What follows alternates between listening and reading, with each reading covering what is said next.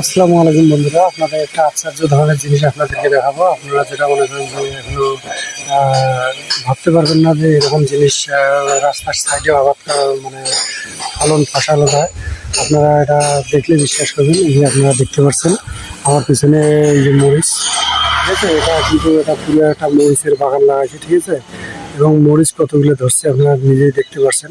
প্রতিটি থকায় থকায় এই যে কত রকমের মরিচ, এরকম মরিচ কিন্তু বলবেন যে প্রতিটা ইয়েতে মরিচ বাগান, ঠিক আছে। আপনারা দেখতে পাচ্ছেন এই যে মরিচের বাগান, মরিচ আসলে অনেক সুন্দর মরিচ ধরেছে এবং আমি নিজেও দেখে অবাক। এই যে আপনারা দেখতে পাচ্ছেন কত সুন্দর সুন্দর মরিচ দেখেন, এবং গাছে মরিচ ধরছে কি পুরা মনে হয় যে পাতার থেকে মরিচ বেশি, দেখতে পাচ্ছেন আপনারা। এই যে দেখেন পুরো মনে হয় যে পাতার থেকে মরিচ বেশি, এরকম একটা বাগান আমি নিজেও দেখে অবাক, ঠিক আছে। আপনারা চাইলে এরকম কিন্তু বাড়ির আশেপাশে আপনারাও করতে পারেন একটা বাগান।